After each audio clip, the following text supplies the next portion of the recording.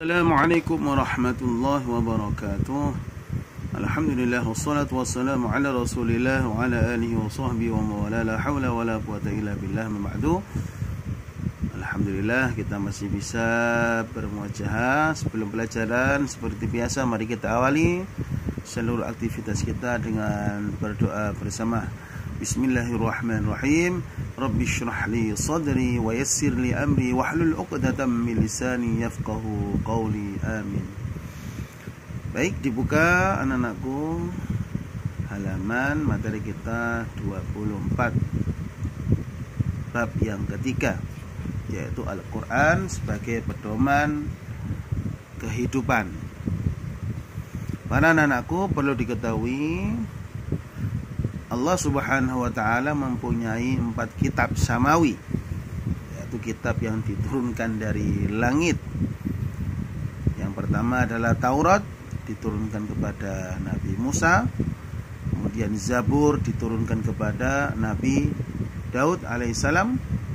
Yang ketiga Injil kepada Nabi Isa alaihissalam. Dan yang terakhir adalah Al-Quranul Karim yang diturunkan kepada Nabi kita semuanya, Rasul Muhammad sallallahu alaihi wasallam. Selain kitab-kitab yang 4 tadi, Allah juga menurunkan wahyu kepada para nabi-nabinya. Wahyu tersebut berbentuk suhuf. Apa itu suhuf? Yaitu wahyu Allah yang diberikan kepada para nabi berupa lembaran-lembaran yang terpisah. Dalam Al-Quran disebutkan ada suhuf yang dimiliki oleh Nabi Musa alaihissalam, juga Nabi Ibrahim alaihissalam, seperti yang kita biasa baca, ya, insyaallah semua sudah hafal.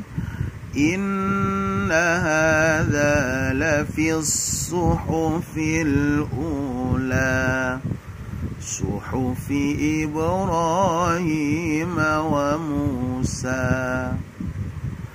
Sesungguhnya ini terdapat dalam kitab-kitab yang terdahulu, yaitu suhuf-suhuf yang diturunkan kepada Nabi Ibrahim juga Nabi Musa. Anak-anakku rahimakumullah, sekarang kita lihat pengertian daripada Al-Quran. Kita sering melihat atau membaca Al-Quran ya di rumah.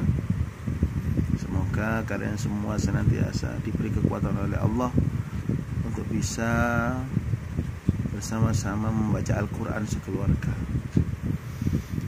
Al-Quran berasal dari bahasa Arab, yaitu bentuk masdar dari kata qara'a yaqra'u Qur'anan, yang memiliki arti bacaan. Sedangkan menurut istilah, Al-Quran adalah firman Allah yang merupakan mukjizat yang diturunkan kepada Rasulullah Muhammad SAW melalui perantaraan malaikat Jibril dan disampaikan secara mutawatir. Mutawatir itu berurutan. Al-Quran diturunkan selama 22 tahun, 2 bulan dan 22 hari.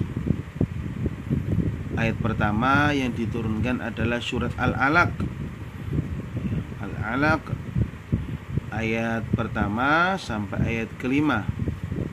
Dan ayat yang terakhir diturunkan adalah surat Al-Maidah ayat 3. Al-Quran ini terdiri dari 114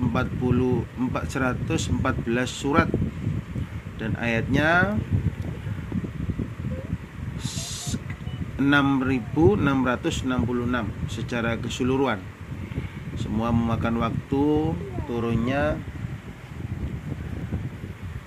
kurang lebih 23 tahun, yaitu 13 tahun ketika periode di Madinah sebelum hijrah dan 10 tahun waktu Nabi hijrah ke Madinah. Sedangkan permulaan turunnya Al-Quran adalah pada malam Lailatul Qadar. Kapan itu Lailatul Qadar? Ya, tanggal 17 Ramadan, sebagaimana disebutkan dalam Al-Quran, Syahrul Ramadan alladzi unzila fihi Al-Quran. Bulan Ramadan adalah bulan yang di dalamnya diturunkan Al-Quran. Al-Quran adalah kitab suci umat Islam yang diwahyukan oleh Allah Subhanahu wa ta'ala melalui malaikat Jibril secara berangsur-angsur kepada Rasulullah Muhammad sallallahu alaihi wasallam. Al-Quran merupakan kitab suci terakhir dan merupakan penyempurna dari kitab-kitab terdahulu. Isi kitab Al-Quran mencakup seluruh inti wahyu yang telah diturunkan kepada para nabi dan para rasul sebelumnya. Al-Quran adalah mukjizat Nabi besar Muhammad sallallahu alaihi wasallam yang terbesar dan abadi di antara mukjizat-mukjizat yang lain. Oleh karena itu, Al-Quran idealnya menjadi pedoman sekaligus menjadi dasar hukum bagi kehidupan seluruh umat manusia. Kita semua sebagai orang muslim, seluruh umat manusia, dalam mencapai kebahagiaan di dunia dan di akhirat. Jadi betul-betul anak-anakku, mari kita betul-betul memegang Al-Quran. Kita pelajari Al-Quran dari mulai belajar membacanya, kemudian tarjamannya, menghayati Al-Quran, kemudian mengamalkan Al-Quran. Benar-benar kita pelajari kalau kita memang mengaku seorang muslim yang baik. Rasulullah menegaskan bahwa manusia tidak akan bisa tersesat dalam menjalani kehidupan ini, tapi selama manusia ini mau berpegang teguh kepada Al-Quran dan hadis.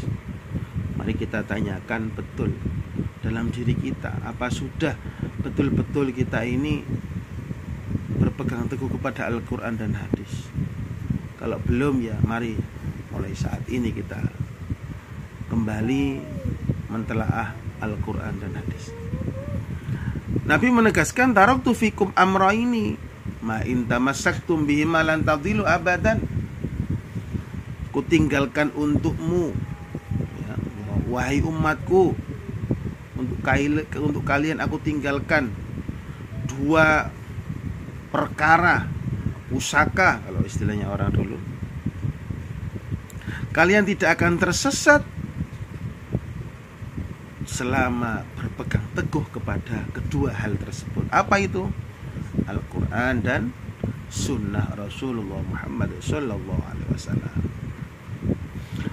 Pada waktu Nabi telah berusia 41, anak-anakku, bertepatan pada tanggal 6 Agustus, kalau Masehnya 610 Masehi, sewaktu sedang berkholwah. Kholwah itu ada yang mengatakan meditasi atau menyendiri di dalam Gua Hira di atas Jabal Nur sana. Al-Quran diturunkan secara berasuh-asuh. Supaya apa sih? Kenapa Al-Quran diturunkan secara berasuh-asuh?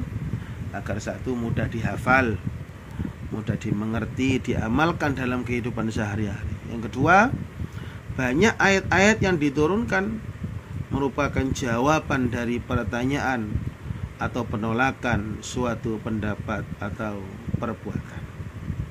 Yang ketiga, ayat-ayatnya diturunkan karena terdapat peristiwa yang tidak dapat dipecahkan oleh Nabi Muhammad SAW, sehingga menunggu turunnya petunjuk dari Allah melalui malaikat Jibril.